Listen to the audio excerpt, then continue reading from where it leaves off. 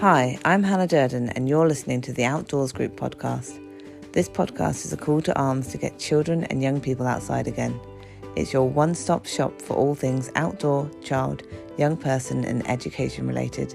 Thanks for tuning in.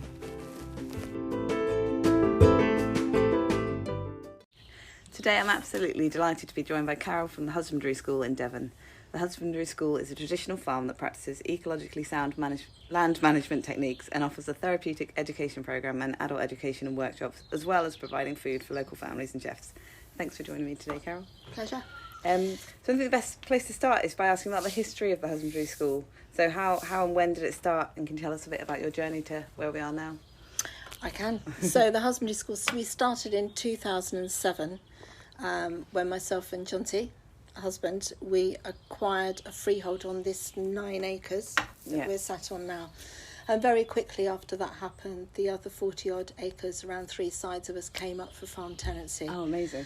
Which we weren't expecting to do, but we had to do that to protect what we were doing as well. Yeah. So we're now 49 acres. That's a lot of land. And the tenancy on the other land, it had been land that had been used since the farmer had passed.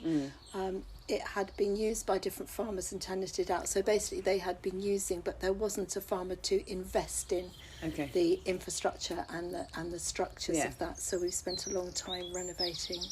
What was the state when you kind of took acres. It on? So we've done a lot of fencing. Yeah.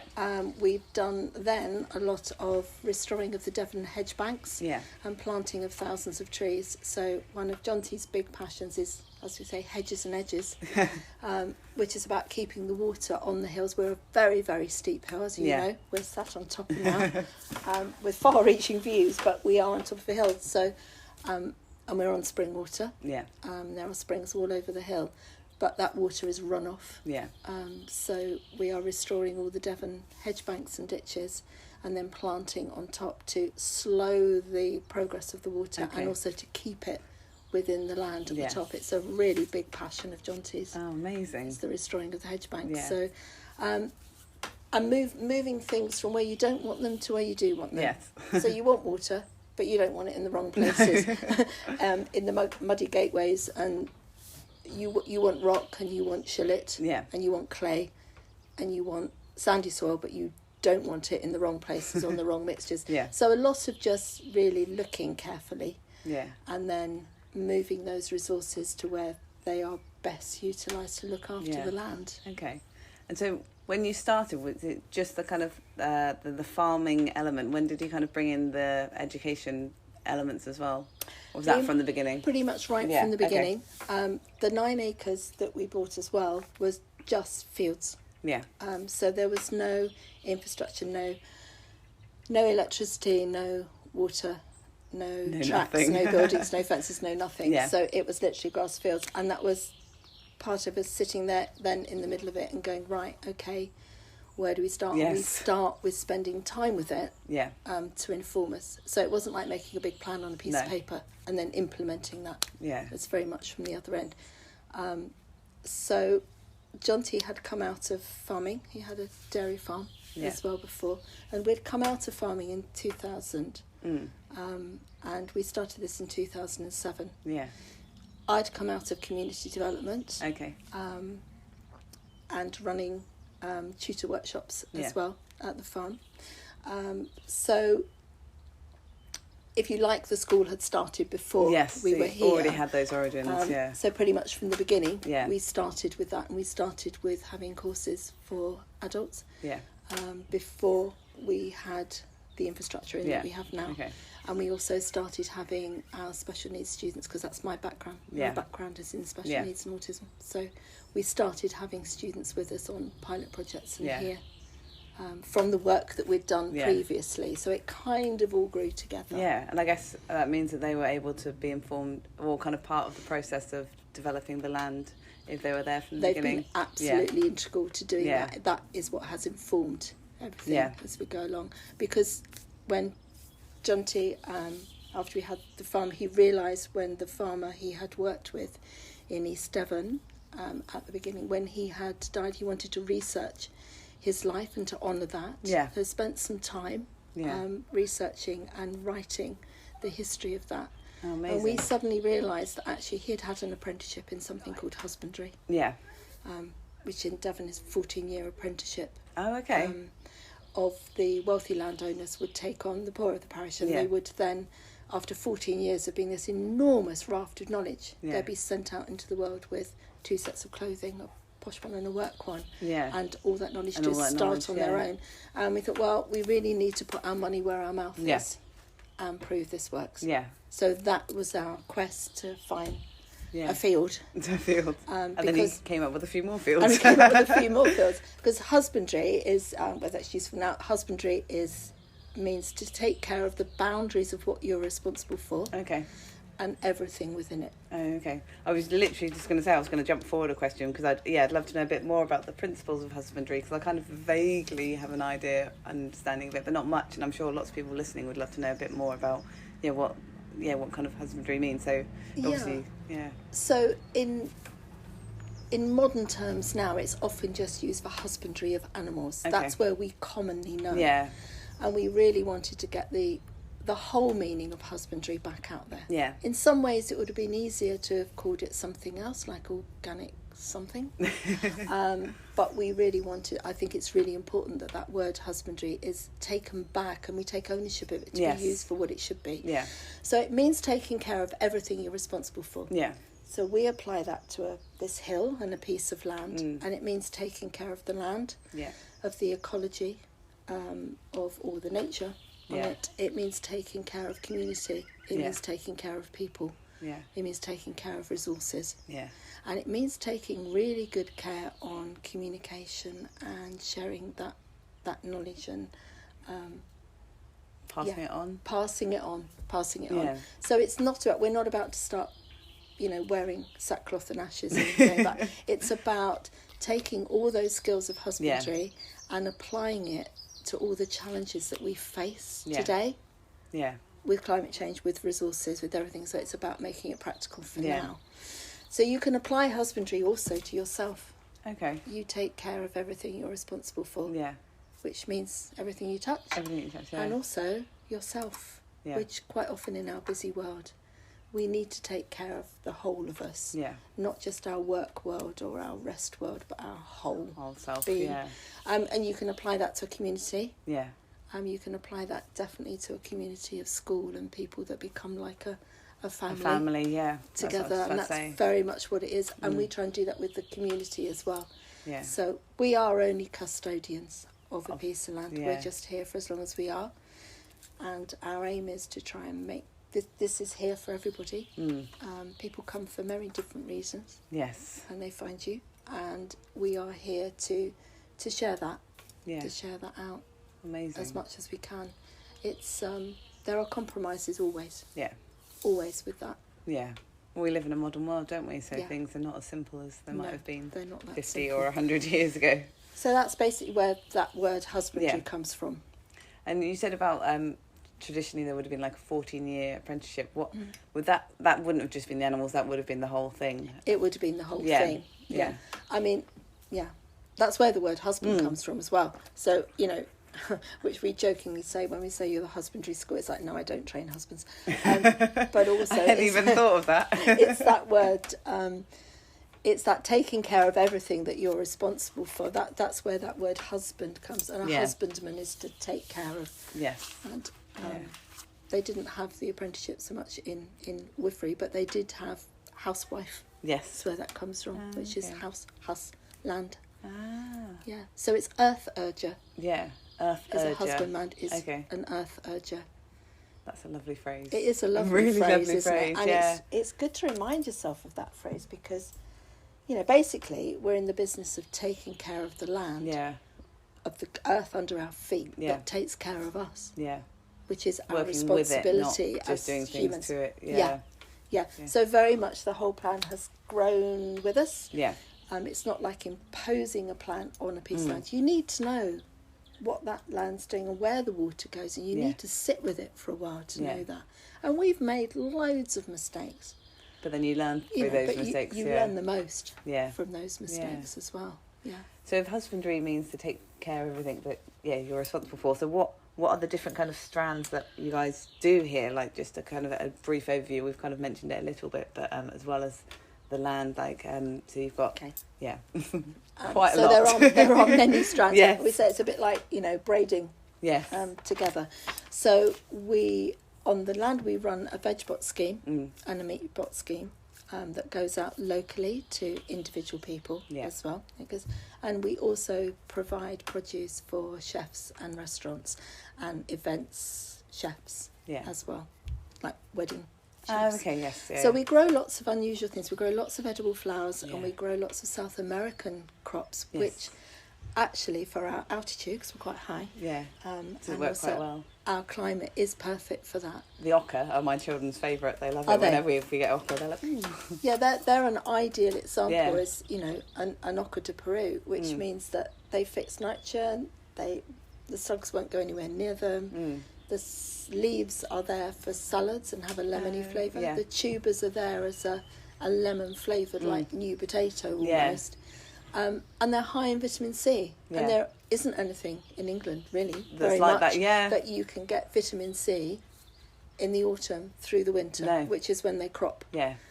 So they're really valuable. Yes, yeah. And we have to change with that changing climate. Yeah, because you don't see them very often. I only discovered them because a friend with an allotment said, I'm going to grow these things that I've just discovered. And then when I got the veg bag from you guys, I was like, oh, I remember these from years ago. But they're delicious. They're better than potatoes. And crops like that are really important for us. So we do a veg box and a meat bot scheme. So we have goats and we have Boer goats crossed with Kashmirs and Angoras. So that's for the fibre and for the meat. And the Boers are a big meaty stock goat.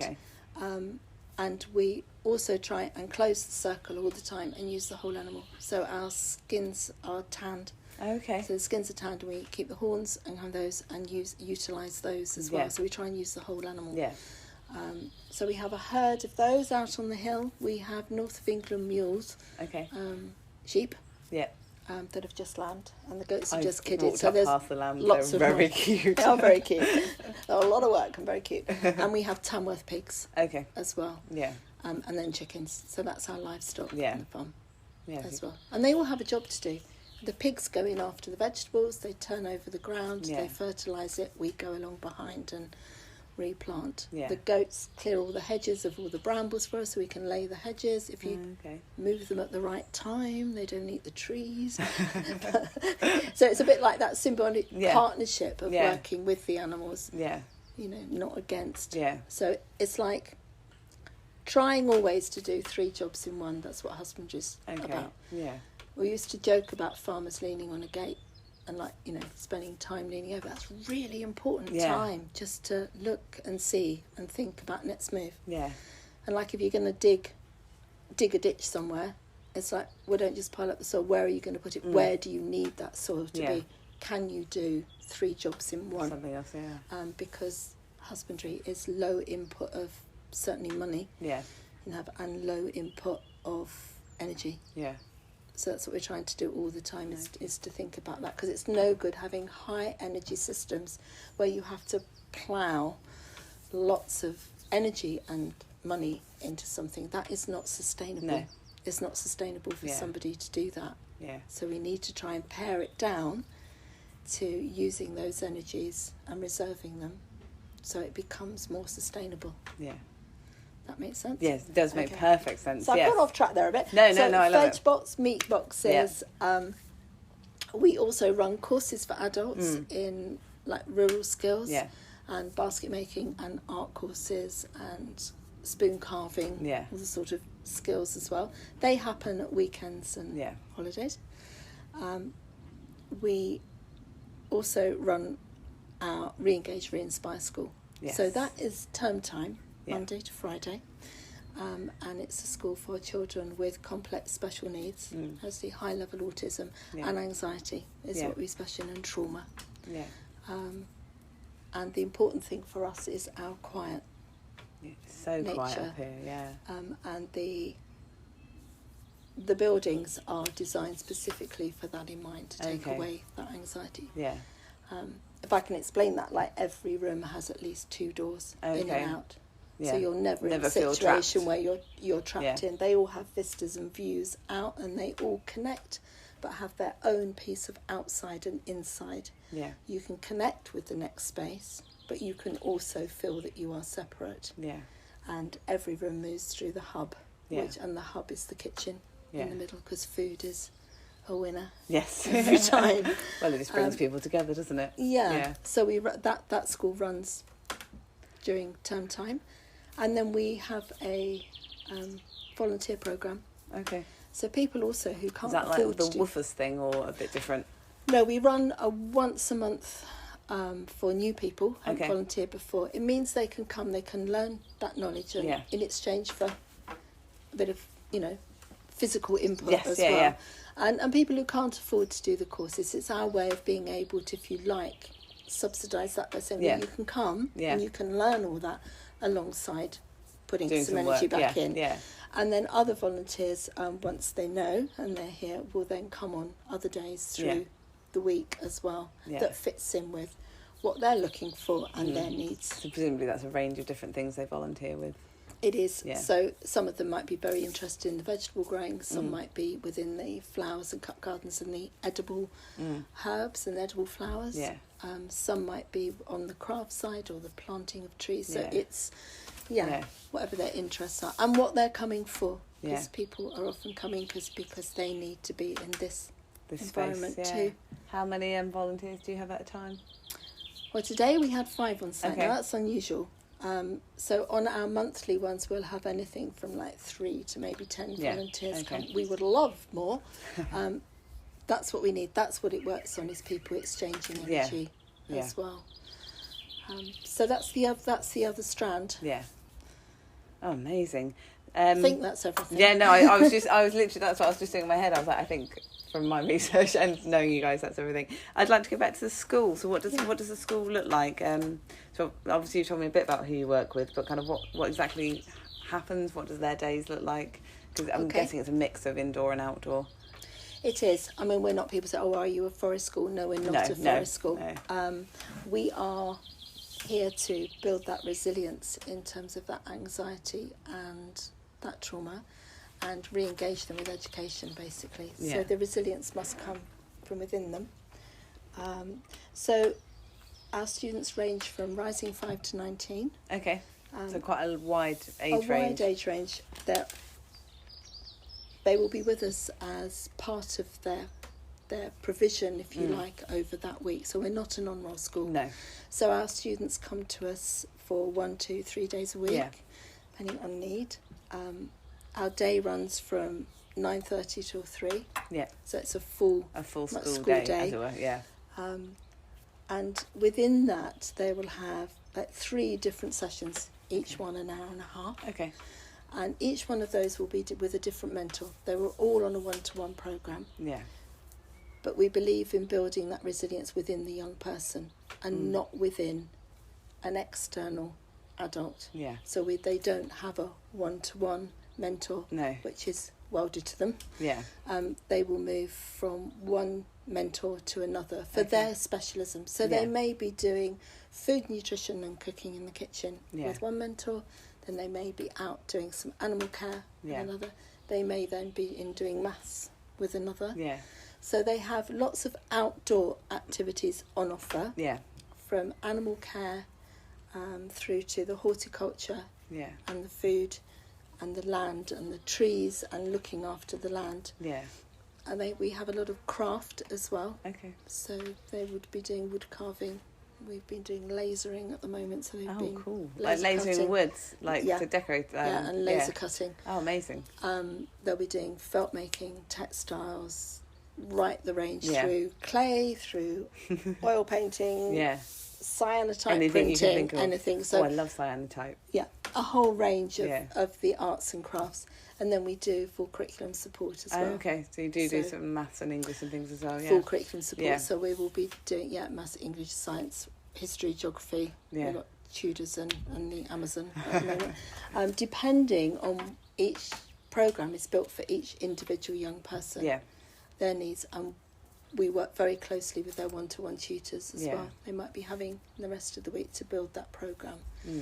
and get them resilient, if you like. And then we do have a lot of success with reintroducing children into education as well, into what we would call as a standard education. Yes. So some of our children are coming from homeschooling as well. Some of them are coming out of specialist provision schools, and they're coming for us to meet particular needs here. And some of them are coming from mainstream schools, and they need that extra support to get through. Some have been out of education quite a long time as well. Yeah, up to 19, you said. So that must face, it must, what's the word I'm looking for? Present different challenges with, for example, an anxious 5-year-old and an angry 15-year-old, or, you know... it does. It is it different though? Is it different? I think anxiety presents as that anxiety on the outside. There's always that inner as well. So in a way, the presentation is the same, but we kind of learn to mask it, don't we, as we get older as well. So there's a lot of unmasking to actually get back to that root of that anxiety as well. How long do they tend to stay with you guys for? I mean, I'm guessing it varies. But it does really vary. We have students who've been with us for quite a few years as well, who've carried on through, and they may reduce their time with us, but then it becomes almost like that place of safety as they transition out, and they may be moving on or going into mainstream school. It means that there's a bit of an anchor there as well. While we give them the tools in their toolkit to build that resilience, so that they can recognise and deal with what's going on for them. And some of our youngsters are with us for, it may be a couple of terms or a year, depending on their need and why they've come to you. There's been a really big increase since COVID of anxious, particularly. I think children were, or young people were, quite isolated in that time. So rejoining and going out into that world, if you were feeling anxious, has become quite scary. Yeah, a scary thing too. So that has been shorter term with some youngsters in actually going, actually education's okay. Re-engage, re-inspire them, so they want to learn again, and then it's not so scary to go into a bigger school, and then they're off and they're wanting to do it for themselves. And how many students do you guys accommodate here? At the moment we have 8 students in a day. And how many tutors with them? So there will be at least 11 staff on site. By the time we have the growers who we work alongside as well, and our one-to-one tutors and us as well. Have they come from a range of backgrounds, your tutors? Yes. And most of us find us in different ways, because it is about the person and the personality, not the qualifications. Or absolutely. And everyone's got something very different lucky. to offer. We have a fantastic team and crew, and that tends to go on. It does actually feel like that family. I know that sounds a bit trite, I suppose, but that family feeling together is really important, that we are all here to look after each other. And I think the students very quickly get that actually they have a responsibility as well as we do. So it's about that kindness and respect and being kind to each other has a really big effect and a very fast effect on making the anxiety drop. Because of that feeling of feeling safe. I was about to say, I guess it's about mutual respect, isn't it? If they know they're being respected, they're more likely to. I mean, that's the biggest thing. I think the building is a big thing of the way it's set up. It does tend to. People do say, even the adults that come do say that actually you relax when you come in. It has that, hopefully, calming feel. For. And the environment in which we're in, and we do believe as well in everything to be real and everything to be nice. So the big chef's knives is what we cook with, and it's that respect for saying, well, you need a proper tool, and we trust you to use this. Absolutely, and that works. So the crockery and the kitchen setup is done with the stuff that I want to have. You'd like to use if it was your kitchen. Well, I mean, it is your kitchen. That's the other really important thing, is actually we welcome these young people into our space. It's not separate. This is where you live. So it's our kitchen that they're in, which again helps them feel safe, because they know that you're trusting them with your home. And it also, with the older ones and the teenagers that may have felt like, I don't know, they may have been not felt like they were respected or that they were worth very much. Yeah. And they work and go, what, you mean this is yours? You don't have to. I said, no, we don't have to. We welcome you in, and we would like to share this with you. Yeah. That has an enormous effect on some very angsty teenagers because they are feeling like they are worth something. I think it's really important with our young people that, you know, they're in buildings and they're given resources that really honour them as being worth it. Yeah. Yeah, absolutely. And I think that helps us more than anything. That makes the biggest difference. Yeah. There's no divide between them and you. It's just you're one community together. Yeah. Yeah, absolutely. Which leads me, that was a very nice segue on my part. I didn't even mean to. I was about to say I get the impression that community is really important to you guys, but obviously we've spoken about it quite a lot. I'm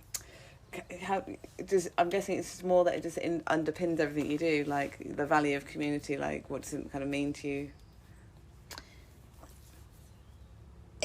If I can explain it in a way that, like the opposite of self-sufficiency. People go, oh, if you've got everything you need, you grow everything, you know, because we're growing wheat and making flour and bread, and it's like, to me, it's the opposite.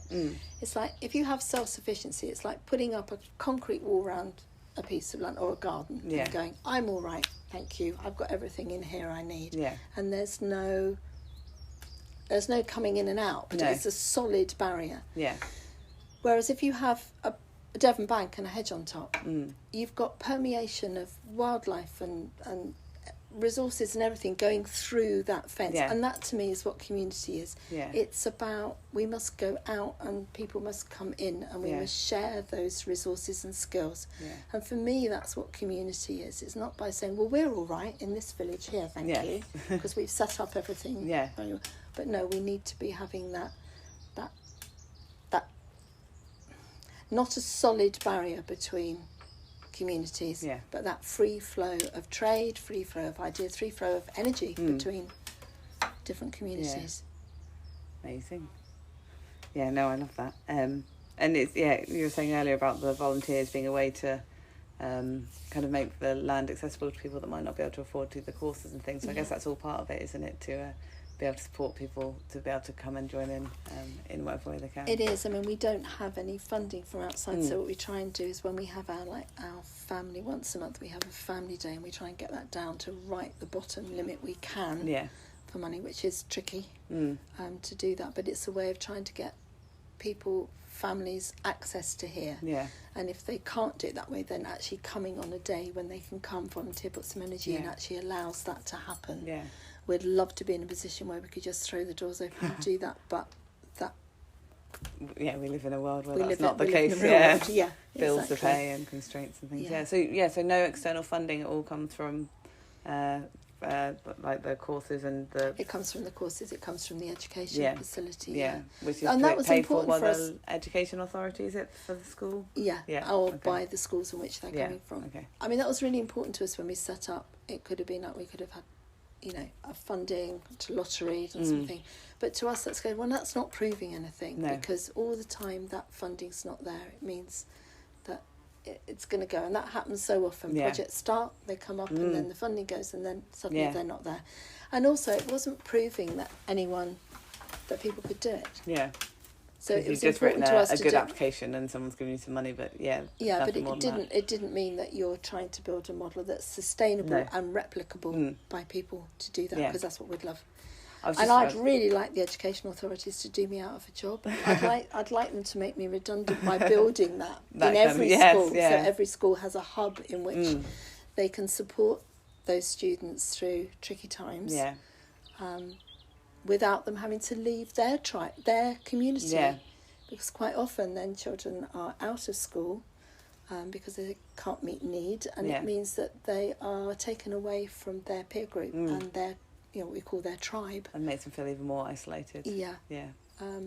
So what we're hoping, or they are removed from classroom to meet need into corridors, and again they're isolated again. So if we had a hub within every school where, for whatever reason, children have bereavements, they have difficult times in their life, they may need a bit of extra resilience and nurturing for a time, and then be able to feedback in, but they haven't lost their place in their community. Yeah.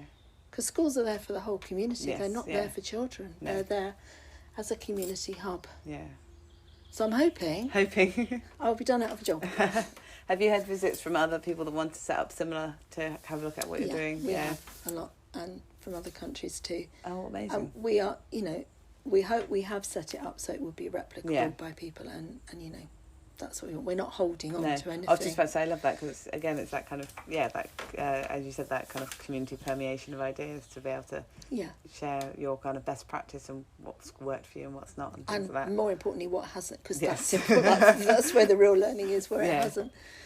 And there was a research project done, not by us, but by County, on why it was successful with students as well. That's out and published there, and it's on the website, and it's there for anyone to pick up and take, which is useful. And then about replication and expansion, so it's there. Yeah. So we want to share it, and please, get it out there further. Help more people, Oh, brilliant. So that study's on your website? It is. Oh, brilliant. I think we might have covered everything, but was there anything else you wanted to talk about, or do you think you've kind of covered everything? No, I think that, can't think of the top of my head now. Overview of everything that you guys do here. I felt like I could spend all day here at school, but unfortunately we're probably both going to get it on. So I'll just finish. I've been asking everyone these 3 questions just because it's really interesting to see people's different answers. My first one's, how do you relax? How do you relax? Well, I think Jonty would say is that reading for him and writing is a big thing as well. And he did say to me, the book he's reading at the moment is Rusaseki, The Book of Form and Emptiness. Say it again, the book of Form and Emptiness. Okay. And I've just revisited at the moment Braiding Sweetgrass. Oh, it's wow. something I've gone back to for the 3rd time. Yeah. Amazing book. Yeah. Okay. So I've just kind of revisited. I think I've gone round the circle with that. Yeah. I love getting my hands in the soil. Yeah. Growing muddy plants. Hands. Yeah. Growing. And felt and clay. I love felt making and clay. So doing things with my hands is important to try and stop my brain. Yes. Which can run away with you. Yes, if you're not absolutely. careful as well. Yeah, and one of Jonty's passions as well, I think, is just literally being out there in his hedges, farm or whatever, earth urger, looking after the land, is to be out there and listening and looking. I'll be paying special attention to the hedges as I walk back down now. So we've done what you're reading. So my last one is just, why is being outdoors important to you? Jonty and I spoke about that as well. And his first comment was, "What a daft question." Oh, I know, but it is interesting people's answers. I said, okay, so the answer is, we inhabit a world full of outdoors. Yes. The world is outdoors. It's only humans that we enclose bits of it and call it indoors. But actually, we live in and on and outdoors. That is our world. And sometimes we can forget that, and we can go, oh, well, that's out there. It's important to go outdoors or be outdoors. We are out. Yeah. Outdoors is what the world is. Yeah. And we have enclosed it. Yes. Yeah. So our natural place is to be outdoors. I was about to say, I had an interesting conversation with a lady. It was about all the wild camping on Dartmoor, and they were talking about the kind of use of the word nature. And they're saying too much, because they said, we keep saying we'll go out in nature. They're like, but we are nature. We are part of nature. So it is, sometimes I think it is a bit of a silly question. But on the other hand, the answers are always really interesting, because everyone's always got something different to say. Absolutely. But brilliant. Thank you so much for your time today. Pleasure. It's been really nice having you in the garden. Yeah, it's been really lovely to be here. So thank you.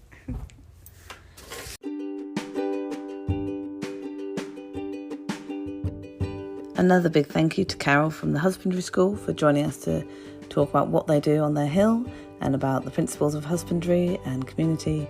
I really enjoyed the conversation, and I hope that you enjoyed listening too and were transported to the beautiful countryside in Devon while you're listening.